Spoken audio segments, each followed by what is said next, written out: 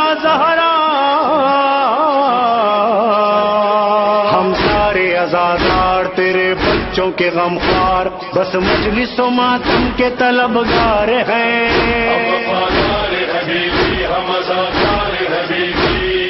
حاضر ہیں یا فاطمہ زہرا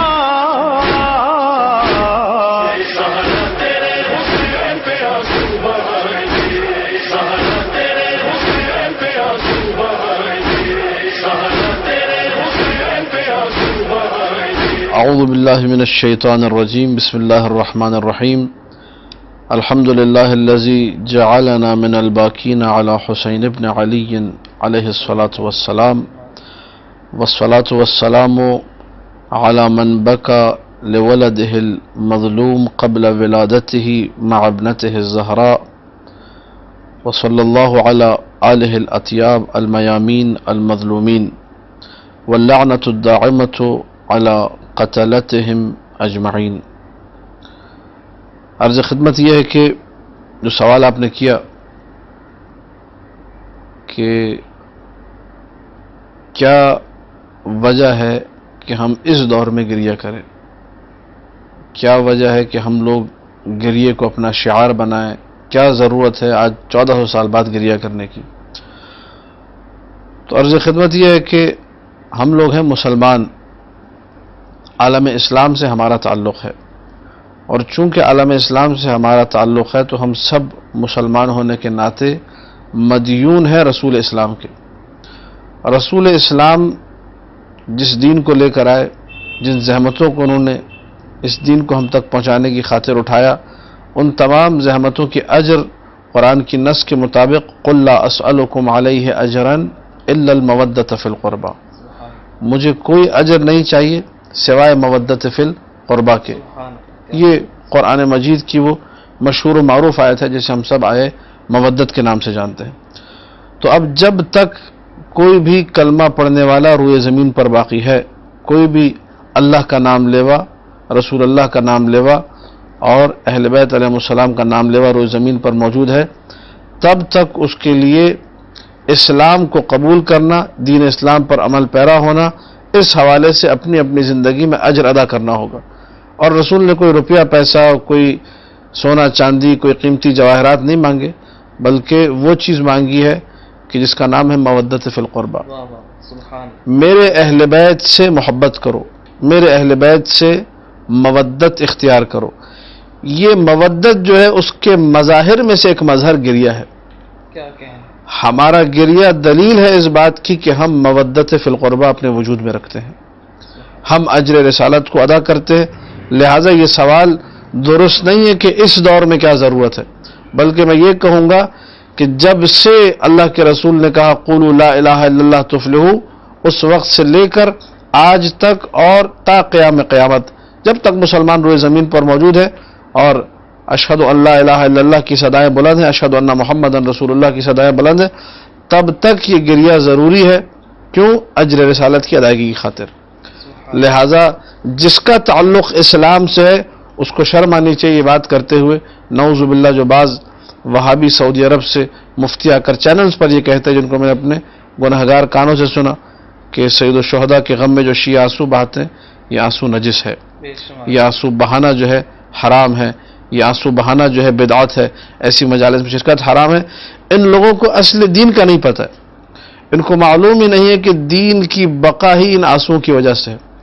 اگر سید الشہداء پر بہائے گئے آنسو نہ ہوتے تو آج اسلام زندہ نہ ہوتا۔ اسلام کی زندگی مضمر ہے اسی محرم اور سفر کی عزاداری میں، اور آیت اللہ خمینی رحمۃ اللہ علیہ نے بہت اچھا جملہ کہا تھا کہ اسلام کی حیات اور اسلام کی زندگی ماہ محرم اور ماہ سفر سے ہے، اور یہ روایات معصومین سے ماخوذ ان کا یہ جملہ بھی۔ معصومین علیہ السلام نے اسلام کو زندہ رکھنے کے لیے ہر دور میں سید الشہداء پہ گریے کو زندہ رکھا ہے کسی نہ کسی شکل میں۔ نو خانوں کو بلایا گریہ کروایا، مرثیہ خانوں کو بلایا گریہ کروایا، خود محفلیں منعقد کی، مجلسیں منعقد کی، لوگوں کو بلایا، مصائب پڑھ کے سناتے تھے، گریہ کرتے تھے، اور مظلومیت اہل بیت لوگوں تک پہنچتی تھی۔ نتیجہ کیا ہوتا تھا؟ جب اہل بیت کی مظلومیت لوگوں تک پہنچے گی، لوگ ان پر گریہ کریں گے تو خود بخود ان کی محبت اہل بیت سے بڑھے گی، مودت فی القربہ پوری کائنات میں منتشر ہوگی اور پھیلے گی۔ لہٰذا گریہ کی کیا ضرورت ہے؟ گریہ کی اس لیے ضرورت ہے کہ مجھے اگر اپنے آپ کو مسلمان ثابت کرنا ہے تو گریہ کرنا ہوگا۔ اگر مجھے یہ ثابت کرنا ہے کہ میرا عالم اسلام سے تعلق ہے تو مجھے گریہ کرنا ہوگا۔ اگر مجھے اپنے تشخص، اپنے ایک عنوان کو باقی رکھنا ہے کہ میں بھی کلمہ پڑھنے والوں میں ہوں، تو مجھے گریہ کرنا ہوگا تاکہ آئے مودت پر عمل کر سکوں۔ قل لا اسألکم علیہ اجرا الا المودۃ فی القربہ کا حق ادا کر سکوں۔ عرض خدمت یہ ہے کہ اس حدیث کا پس منظر حضرت عائشہ نے بیان کیا، اور اہل سنت کے بڑے بڑے علماء نے اپنی کتابوں میں لکھا کہ حضرت ابو بکر کی وفات پر حضرت عائشہ بلک بلک کے رو رہی تھی، حتیٰ کہ انہوں نے ایک پتھر اٹھا کے اپنے سر پہ دے مارا غم و اندوہ کی کیفیت میں۔ یہ مسند احمد ابن حنبل میں یہ حدیث موجود ہے۔ تو ایسے عالم میں خلیفہ دوم کا وہاں سے گزر ہوا، اور انہوں نے ڈانٹا حضرت عائشہ کو، اور اس وقت یہ حدیث پڑھی اور کہا کہ میں تمہیں منع کرتا ہوں۔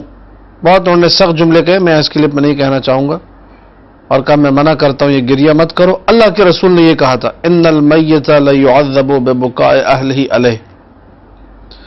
اس وقت جو ہے حضرت عائشہ نے جواب دیا، خلیفہ دوم کو بھجوایا، کہہ کر جواب بھجوایا کہ آپ کو نہیں معلوم اللہ کے رسول نے یہ جملہ کب کہا تھا؟ جب ایک یہودی شخص جو ہے مدینہ میں مرا تھا، اور یہودی کے مرنے کے بعد اس کے گھر والے بیٹھ کر یہودی پہ گریہ کر رہے تھے، تو اللہ کے رسول نے اس موقع پر کہا تھا ان المیت لیعذب، یعنی جو مرنے والا ہے اس پر عذاب نازل ہوتا ہے اگر اس کے گھر والے اس پر گریہ کریں۔ تو اللہ کے رسول نے یہودی کے بارے میں کہا تھا، مسلمانوں کے بارے میں نہیں کہا تھا۔ لہٰذا وہ لوگ جو کہ اس کو بالکل پس منظر سے ہٹا کر بیان کرتے ہیں، ان کو تو انہی کی والدہ ماجدہ ام المومنین نے بہترین جواب دیا حضرت عائشہ نے کہ بابا یہ حدیث یہودیوں کے بارے میں ہے، مسلمانوں کے بارے میں نہیں ہے، اس کا مسلمانوں کے گریہ سے کوئی تعلق نہیں ہے۔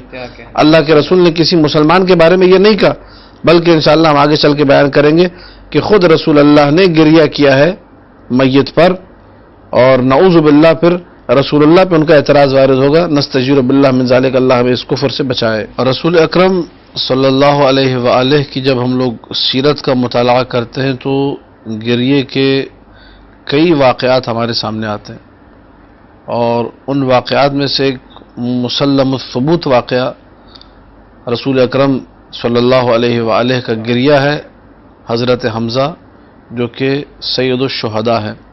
سید الشہداء سے مراد ظاہر سی بات ہے یہاں پر جنگ احد کے جو شہداء تھے اس کی بات ہو رہی ہے، احد کے شہداء کے سید سردار، کیونکہ ہم لوگوں کے پاس سید الشہداء علی الاطلاق تمام کے تمام شہداء کے سردار اور امام حسین علیہ السلام ہے، سید الشہداء ان کو کہتے ہیں ہم لوگ۔ تو یہ جو سید الشہداء جمع روایات اسی طریقے سے ہوگا کہ ان کو سید الشہداء احد کہا جائے، احد کے شہداء کے سردار۔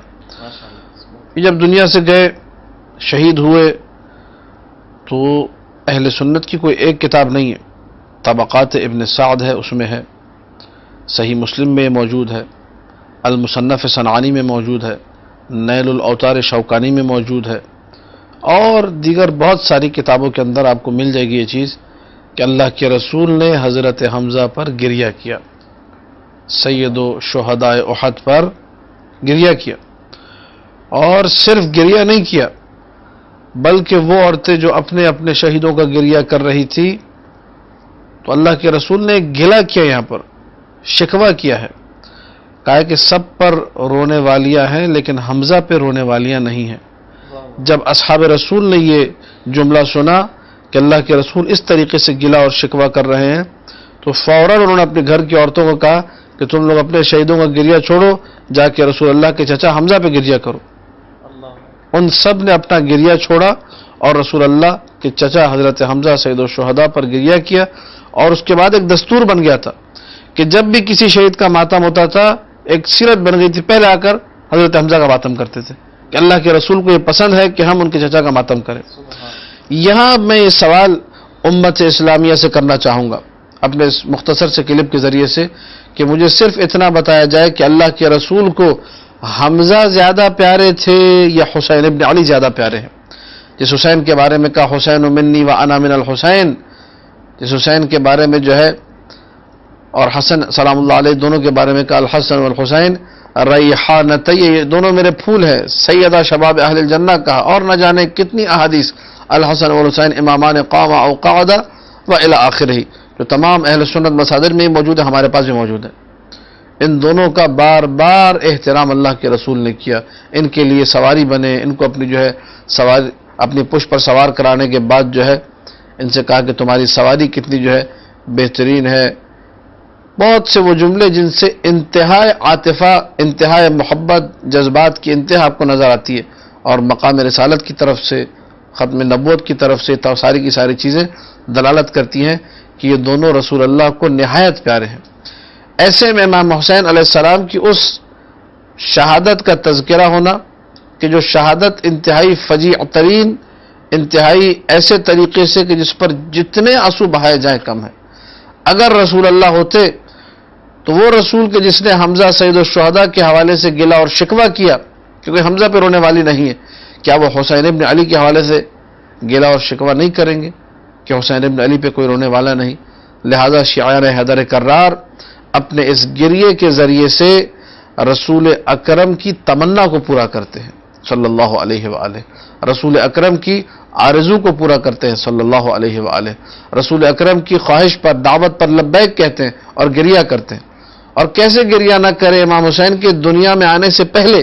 ابھی مولا حسین دنیا میں نہیں آئے تھے، اللہ کے رسول نے جب خبر دی کہ کون بچہ ہے جو دنیا میں آنے والا ہے تو جناب زہرا کے ساتھ گریہ کیا، جناب زہرا نے گریہ کیا، امیر المومنین نے گریہ کیا، خود اللہ کے رسول نے گریہ کیا. یہ گریہ بتا رہا ہے کہ اللہ کے رسول کو یہ گریہ پسند ہے. اس کے علاوہ میں ایک مختصر سی یہاں پر حدیث عرض کرنا چاہوں گا. رسول ہی کے واقعات میں اعمال صدوق ہماری کتابوں میں یہ حدیث موجود ہے کہ ایک دن امیر المومنین نے پوچھا یا رسول اللہ تحب عقیلا، کیا آپ عقیل سے محبت کرتے ہیں؟ کہا کہ انی احب عقیلا حبین، میں عقیل سے دو برابر دگنی محبت کرتا ہوں. میں دگنی محبت کیوں ہے؟ کہا ایک تو محبت کی وجہ یہ ہے کہ ابو طالب کو عقیل بہت پیارے ہیں، اس لیے بھی عقیل سے محبت ہے، اور ایک خود مجھے عقیل سے محبت ہے. یہ جملے کہنے کے بعد اللہ کے رسول نے کہا کہ اس عقیل کا ایک بیٹا ہوگا جو میرے بیٹے حسین کی محبت میں مارا جائے گا. اور اس کے بعد یہ جملہ اللہ کے رسول نے کہا تدمع علیہ عیون المؤمنین، عقیل کے بیٹے مسلم پر مؤمنوں کی آنکھیں گریہ ہوں گی، مومن سارے گریہ کریں گے.